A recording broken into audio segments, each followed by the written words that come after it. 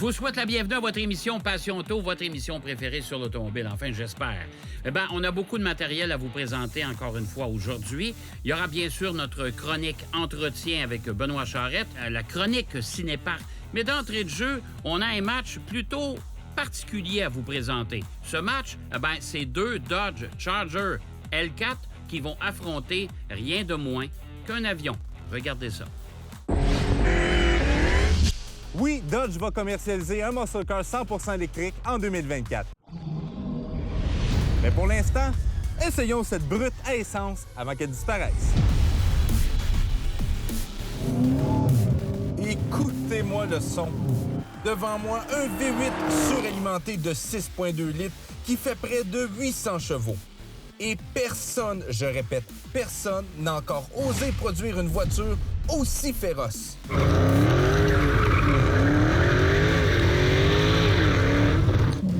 Elle est complètement malade. Même les grosses Allemandes, comme la BMW M5 ou même la Mercedes AMG E63S, qui n'arrivent même pas à la cheville de cette Charger en matière de puissance brute. Cette voiture représente la limite de qu'est-ce que la voiture moderne peut faire en tant que performance. La voiture moderne à essence, bien entendu.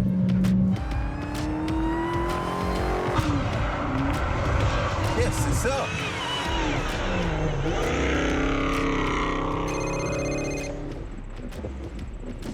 Salut mon chum! Hey! Andrew! Hey, arrête, on va se parler! Parfait! Comment ça va? Ça va bien toi? Ben oui! T'essayais d'aller vite sur une piste? Ben, j'ai pogné 160 tantôt. Oh, c'est cute! Ben là, c'est quand même pas si pire. Qu'est-ce que tu fais là? Ben là, ton caméraman me dit que t'étais ici aujourd'hui. Ah, c'est lui. Ben, je n'ai profité. Bon, je suis content de te voir. Fait que là, je vais te donner des petits trucs. On va aller faire du drag. Ça te tente-tu? Ben oui, mais j'ai pas besoin de trucs, là. Je dis, c'est en ligne droite, là. Ouais, mais pas avec moi, là. Puis en plus de ça, je t'ai emmené ton commanditaire Duclos qui est ici aujourd'hui. Bon, pas de pression pantoute, c'est le fun. Fait qu'on va me montrer comment ça marche. Ah, fait que le gars qui a pas fini de course encore à Trois-Rivières depuis 3 ans va me montrer comment ça marche. Il y a un contact avec Ranger! Ranger en tête à queue! Oh, là, tu te pognes au cœur, là. Fait que, ah ouais, viens à la bac. On y va. Fait que là, Andrew, moi, je veux décoller vite. Fait que là, ça a l'air que t'as un truc. C'est quoi ton truc? Ben le truc, c'est vraiment mettre le launch control, mais pas mettre la pédale à gaz vraiment au fond. Beaucoup de personnes vont mettre ça en pensant que ça va aller très vite, mais au contraire, ça fait tu spins tout le long et ça avance pas. Le but, c'est vraiment d'aller chercher de la traction, le plus de traction possible pour après ça avoir une bonne accélération, d'aller chercher le top de la vitesse ou de la ligne droite. OK. C'est tellement simple quand tu parles.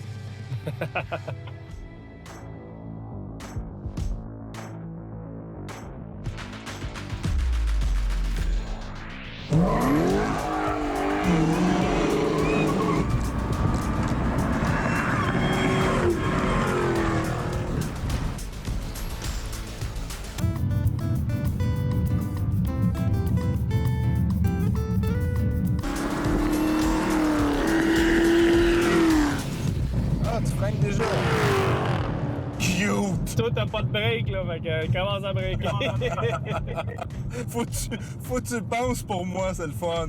Hey, ça avance, c'est épouvantable. Ton NASCAR, là, marche-tu de même? Ouais, je te dirais pas mal, mettons, là, sans faire ça, ouais.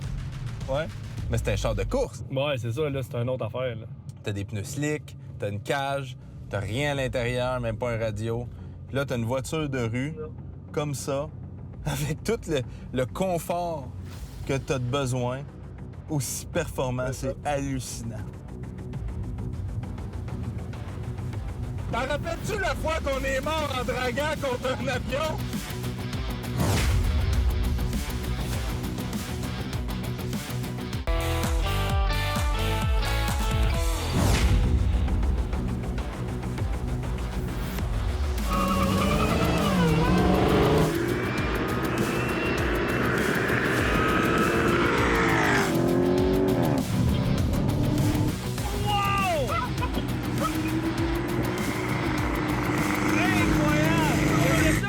Ça doit être Frank, ça. Il voit absolument rien!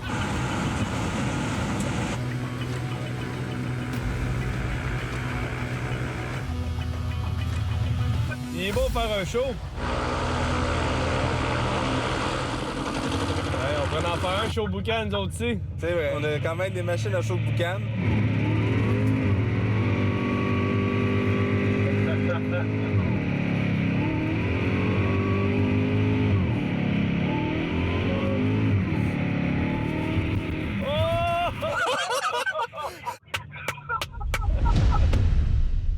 Frank!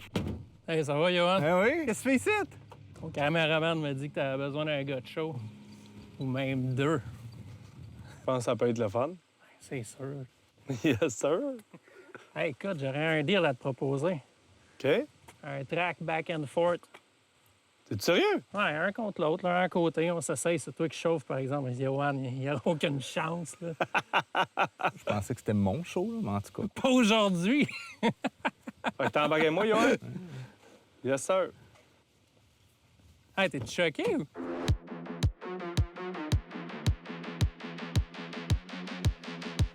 Dans 3, 2, 1, go!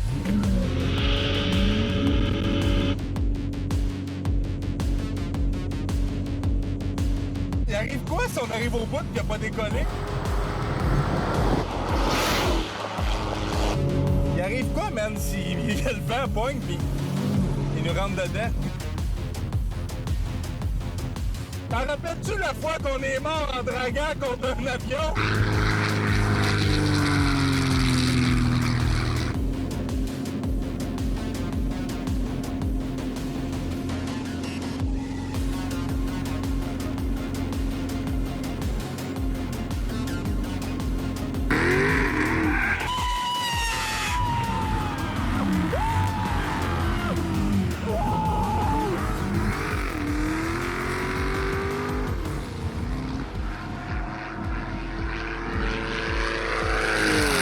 T'as eu, man? Il nous a eu bien comme fou, là.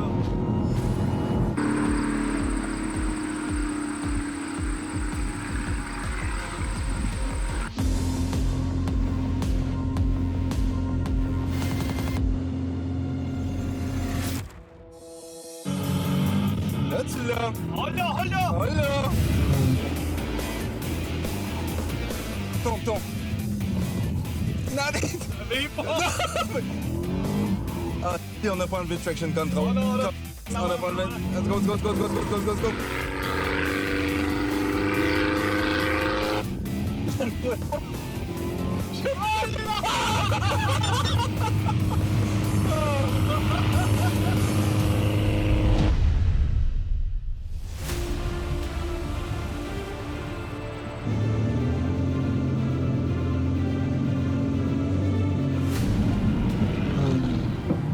C'est pas ça, Vas-y, vas-y, vas-y, vas-y. Il va pas! Non! On a perdu du temps! On a perdu du temps!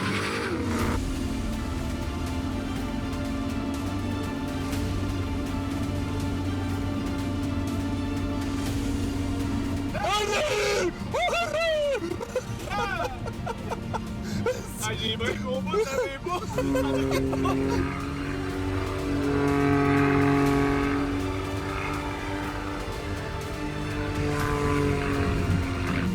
C'est un malade, ça!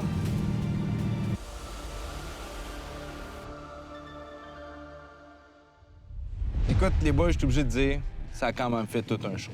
Fait que je vais vous remercier, vous autres. Je vais remercier Marcel aussi pour nous avoir prêté une belle machine. Puis des pneus. Encore une fois, vous avez fait un excellent show. Mais en gros, là, qui a gagné la drague? Dans mon cas, je pense que j'ai peut-être gagné le départ, mais la fin, je pense qu'il l'a gagné. On se la split, mettons. Fait qu'on peut dire que c'est 50-50. Oh, oui, on a Thank you, mon chum. 50-50. Yes, sir. Là, tu as changé de technique. Quand on est arrivé au bout, toi, tu as fait 2 techniques différentes. C'est un peu pour ça qu'on est arrivé en avant. Ouais, pour cette fois-là, j'ai optimisé pour le hammerhead un peu pour laisser de la chance aux coureurs, bien sûr. Mettons que la distance franchie est un petit peu plus longue. Ouais, mais là, toi, tu parles pas de ma technique aussi. Première technique, j'ai spiné tout le long pour faire un show, moi aussi, pour être spectaculaire. Puis après ça, j'ai été un petit peu plus à traction, puis là, j'avais peut-être une petite go un peu plus. Non, la réalité, c'est qu'on n'avait pas enlevé le traction control. Ah, c'est ça! Fait qu'on n'a jamais été capable de tourner au bout. On travaille pour le show, là, quand même. Là. Ouais, Ben, OK. c'était spectaculaire. C'était quand même spectaculaire. C'est ça Hey, qui les est boys, important. on refait ça la semaine prochaine, OK? Parfait.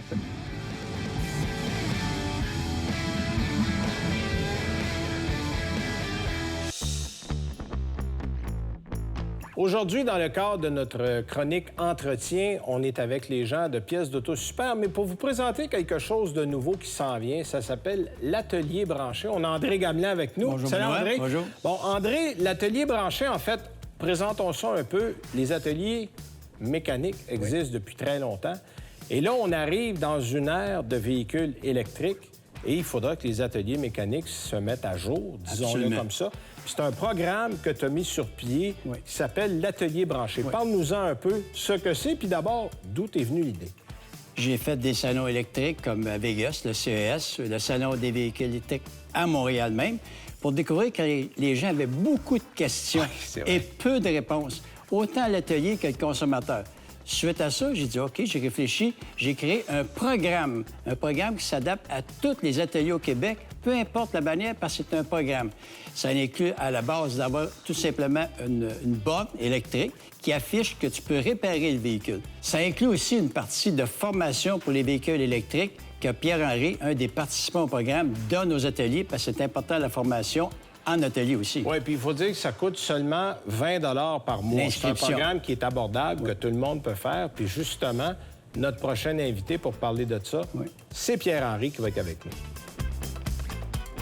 Alors, Pierre-Henri, bonjour. Hey, bonjour. Alors, on est avec le formateur en chef, appelons-le comme ça, de l'Atelier branché, Pierre. Pierre, je pense qu'une grande partie de ce que vous allez faire, c'est d'enlever un petit peu les craintes des gens. Parce qu'on se comprend, là, 90 de ce qu'il y aura à faire dans l'atelier mécanique, on connaît déjà ça, là. En plein ça, une voiture électrique, on s'entend, frein, suspension, direction, ça change pas beaucoup.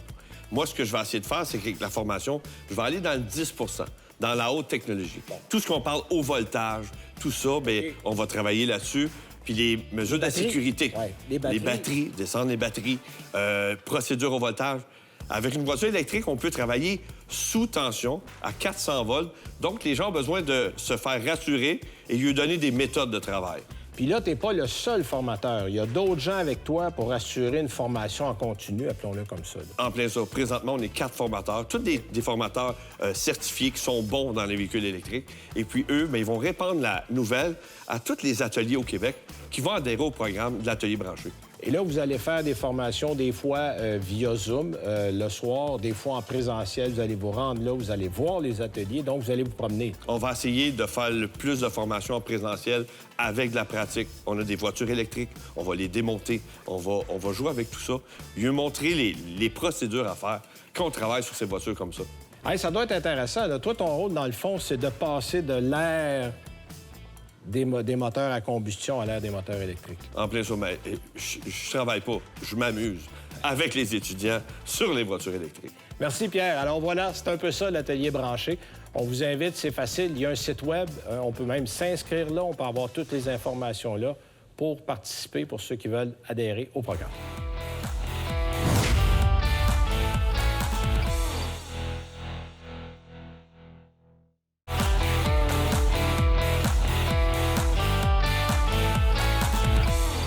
Forrest Gump, pas un film de char? Ben non. Forrest Gump, un enfant avec un QI de 75, est considéré simple d'esprit et sans avenir. Pourtant, il montrait à Elvis un pas de danse anthologique, donnant des idées d'entreprise à succès à plusieurs personnes, devient héros de guerre, se démarque au ping-pong, devenant même champion international, serra la main de président à plusieurs reprises, démarrant un empire dans le domaine des crevettes, il alla même jusqu'à devenir actionnaire de Apple. Et j'en passe. C'est un film qui nous transporte à travers l'histoire de l'Amérique au moment où le monde change et évolue. Mais un des éléments marqueurs de temps le plus utile est l'automobile. Mais les connaisseurs auront vu que certains véhicules arrivent un peu trop tôt. Dans les premières séquences du film, on voit une pub de la Chevrolet Citation 1981. It work. Même GM était surpris que la voiture marche. Seul hic, l'autobus utilisé est un 82, selon le site imcdb.org. On voit aussi des taxis Chevrolet Caprice 1973 pendant le Nouvel An 1971. Bonne année. Il y a même une ambulance Ford Econoline 1985 quand on est dans les débuts 80. Mais tout ça, c'est des détails vraiment mineurs. Ça, on s'en en fait, là. Les voitures sont un peu à leur façon des acteurs, comme ce Ford F1 1951 qui devient une sorte de personnage méchant. Cours, Forrest, cours! On utilise aussi les voitures pour rajouter de la crédibilité aux personnages. Volkswagen type 2 1959, et puis... On comprend? C'est bien, continue. Des véhicules sont même utilisés pour créer un clin d'œil au passé, comme la scène du premier jour d'école de Forrest et à la fin, son fils qui débute sa vie scolaire. Quelques faits intéressants à propos de Forrest Gump. Numéro 1! Le film s'annonçait dispendieux à produire et l'argent manquait. Tom Hanks s'est alors entendu pour n'avoir qu'un pourcentage des profits sans avoir de garantie ou salaire. Le film a fait un profit de 677 millions américains, le 24e film le plus payant de tous les temps, avec inflation. Tommy a empoché un beau 40 millions américains. Numéro 2! Bill Murray et John Travolta ont refusé le rôle de Forrest. Les deux ont avoué regretter. Juste pensez au numéro 1, 40 millions de Tommy en haut. Là. Et voilà. Numéro 3! Plusieurs détails subtils et anodins sont intégrés au film. Par exemple, sur toutes les photos, on voit Forrest Gump, avec les yeux fermés. Aussi, durant la première scène de chaque transition d'âge, Forrest a une chemise bleue à carreaux. Numéro 4! Le banc de parc de la scène culte a été conservé dans un musée en Georgie. Et le bateau de pêche, le Jenny, au Disney World Resort en Floride. Pour la boîte de chocolat, on soupçonne que l'équipe de son l'ont fini. Jamais trusté un preneur de son. Numéro 5! Octobre 1994 est une bonne cuvée pour le cinéma américain. Forrest Gump, The Shawshank Redemption et Pulp Fiction. Dommage pour la cloche l'idiot, qui est sorti en décembre 1994. Bonus! Dans la scène où Forrest dit au lieutenant Dan qu'il veut être capitaine de crevettier, Dan rit en répondant que s'il devient capitaine, lui deviendrait astronaute. Mais comble du hasard, les deux acteurs se retrouvent un an après dans le film Apollo 13. C'est quoi les chances? Forrest Gump 2 était dans les plans, mais après avoir joué avec des moments de l'histoire qui ont marqué l'humanité, c'est au tour de l'histoire de jouer avec la destinée du film. Le script a été remis le 10 septembre 2001. Le 11 septembre 2001, un événement majeur fit comprendre aux producteurs que le film n'avait plus sa raison d'être, puisque le scénario incluait l'explosion d'Oklahoma City en 1995. Forrest Gump devait rencontrer la princesse Diana et O.J. Simpson, incluant même la poursuite avec son Ford Bronco. Forrest Gump fait partie du palmarès des meilleurs films de tous les temps. Source? Moins.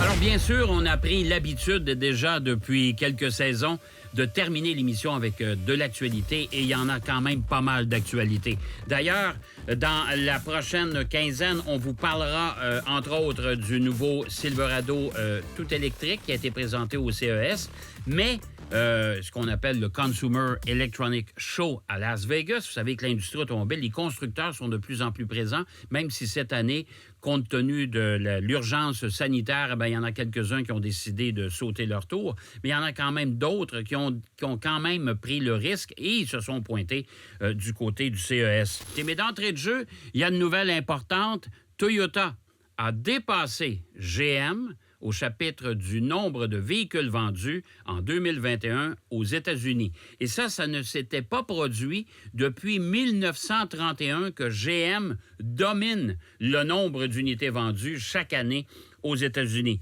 On a dépassé le constructeur américain du côté de Toyota par à peine 80 000 unités. Il y a un marché assez particulier qui s'est développé depuis quelques années. Imaginez-vous donc qu'il y a des propriétaires de Tesla 3, modèle 3, qui ont acheté des voitures, qui ont bénéficié, si on veut, des deux subventions, soit du provincial et du fédéral, au Québec, et qui ont décidé de revendre leurs voitures à profit du côté de l'Ontario. Pourquoi ce phénomène? On sait que depuis 2018, le gouvernement ontarien a décidé d'abandonner la subvention, justement, concernant les véhicules tout électriques. Alors, on a, entre autres, un exemple. Un propriétaire qui a acheté une Tesla Model 3 en 2019. Il l'a payé 43 000 une fois, plus taxes, bien sûr, mais une fois les rabais enlevés. Et il l'a revendu du côté ontarien au montant de 50 000 $. Alors, le fait que le gouvernement québécois est assez généreux pour les subventions pour les voitures électriques et le gouvernement ontarien n'en donne plus, ça crée un phénomène comme celui-là. Et c'est particulier, d'ailleurs, au modèle 3 de Tesla. Je vous parlais du CES tantôt. Ben justement, il y a des constructeurs qui se sont pointés là.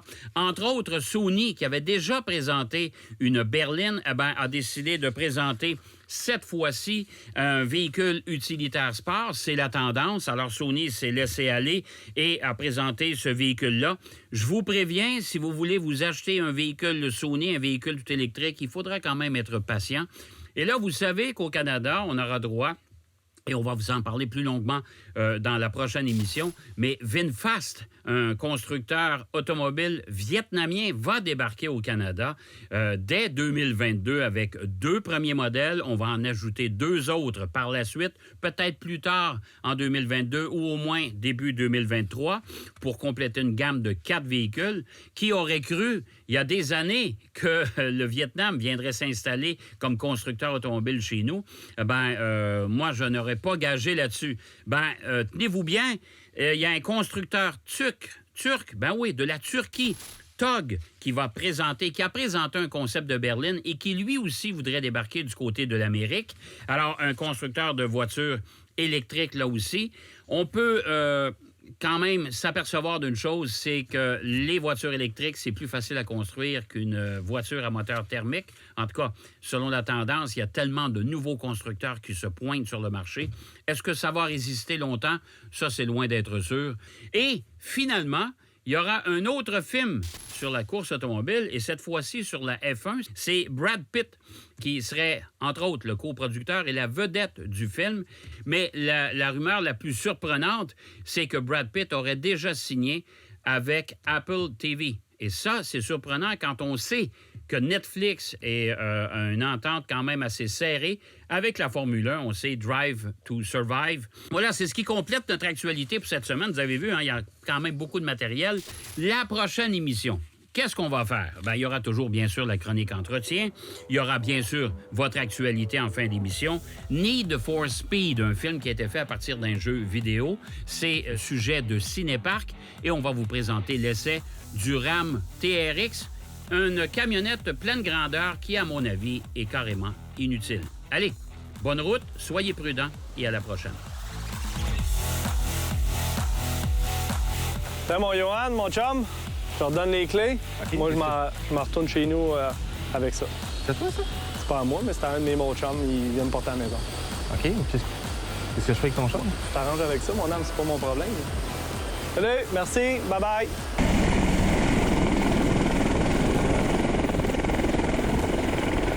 Moi, que je vais être grand, je vais être comme Andrew Ranger.